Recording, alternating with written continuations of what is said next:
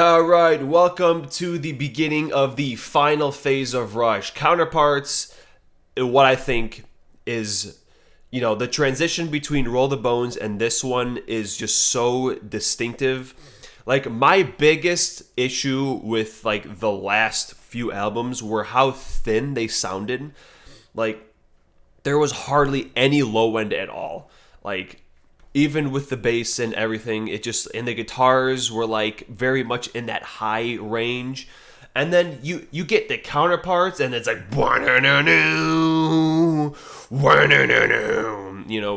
goddamn stick it out. It's just so much more chunky. It's so chunky. Yeah, that's the word we're going to use. Counterparts, and from here on out it's very chunky. It actually sounds like it has some balls, and that's pretty cool. But you know what song doesn't have any balls? In last place, we have Speed of Love. Oh, God, kill me with that song. Absolutely not. Never again. I'm good on that one, thanks. Up next, we have Double Agent, which also is kind of not great. I'm not much big of a fan of the Scary Man voice, On the edge of darkness, I was drifting away. I see. Already tested, huh? I'm relieved to hear that. Psycho Mantis. Yeah, I don't really fuck with the Solid Snake ass Geddy Lee, but it song's whatever. And then another whatever song, Cut to the Chase. Like, it's fine, but it's very much a mid song. I really don't care for it all that much, and these goddamn ants crawling everywhere. Yeah, Cut to the Chase, it just exists. Whatever, who cares? We don't need to talk about it anymore. Then we get to Everyday Glory, which is also pretty mid, but I do like where it's like, no matter what they say. I do like that, but that's really about it, Alien Shore up next. I like the chorus at least. Fire at me, might at me, all that. I like that, but just kind of, that's about it. These albums are getting longer and just more and more stuff that isn't just super great. All right, then we get Between Sun and Moon, and once again, this one is just pretty whatever. However, there is that Beavis and Butthead ass sounding riff. That's pretty cool, and if you know the show, you know exactly what I'm talking about. That very twangy bow, bow, bow, bow, bow, bow, bow, like that whole thing. If you know, then you know. But yeah, still, we're like halfway through it, and I'm still just in these songs where I just really don't care for them all that much. But that does change next song, because Cold Fire up next is definitely... This is where shit gets good, okay? I really like the vibe of this song. It's like very warm sounding. It doesn't go on forever. It's just like 4 minutes. I really like it. I do.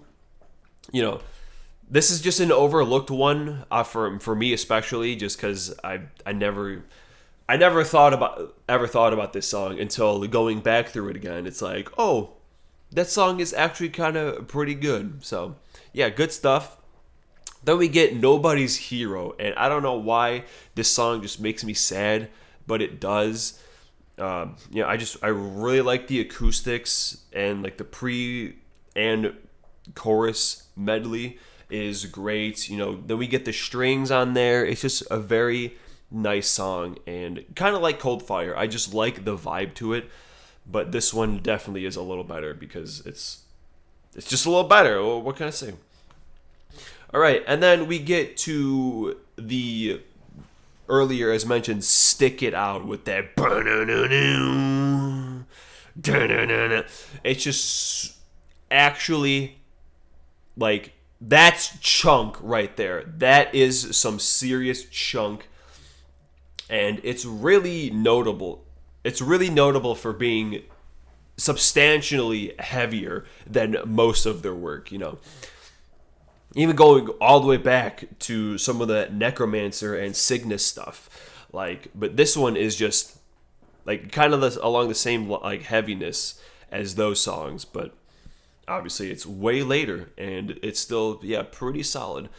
But then we get to number 2, which is going to be Animate. And this is where the supreme songs are. The top 2 are the supreme songs. Okay, we have Animate, which is very simple, but damn is it a good song. Whole thing, you got the whole, like, the 16th note chugging, either on guitar or bass, either one. It's constantly moving, and just the chorus is just super singable. Animate me, simplicate me, civilize me, all that. It's so good, and I really like everything about it. It's a good song. It's a fantastic song. Animate kicks a lot of ass, but of course, the most ass kicker is going to be, what else is it going to be, right? Leave that thing alone, man. Coming in here with their second best instrumental. Man, this shit goes so goddamn hard. Bassline intro is just super great. I really like just, it's, you get those cool, nice little chords, and then just the and then that lead comes in, and it's so nice. And then you get to that in the middle, and then Alex joins in on that. And then, Neil's like doing like the whole shuffle thing with the accents, and it's just, oh, goddamn, this is a good song. And then you get to that live performance where Geddy does like the bass. He goes ham on the bass at the end of the song. I think that was Time Machine. But holy son of a bitch, this song is good. It's a really good song. And back-to-back things on top. Thing 1 and Thing 2. Where's my thing? Leave that thing alone. Thing 1 and Thing 2, both the top of their game on both their albums. And the shit just goddamn goes so hard. Good ass song. Leave that thing alone. Animate. Best songs. Stick It Out. Nobody's Hero. Cold Fire. Pretty good songs. Everything else I could fucking care less about. But yeah. That'll do it for Counterparts. And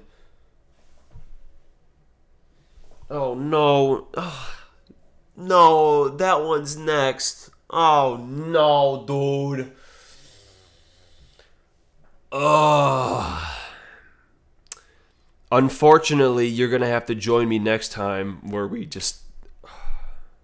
Next one is by far the worst one. I don't care, man. That album has one goddamn good song on it, and I'm just not ready to talk about it. And if you don't know what album I'm talking about, well, just look it up, man. I don't even want to say the name. Don't make me say it. The biggest test is going to be trying to get through that fucking album without falling asleep. But anyway, we got to get through it, guys. We got to get through the storm before we get to the paradise at the edge of it. I don't know. I'll see you next time, man. But I'm not happy about it.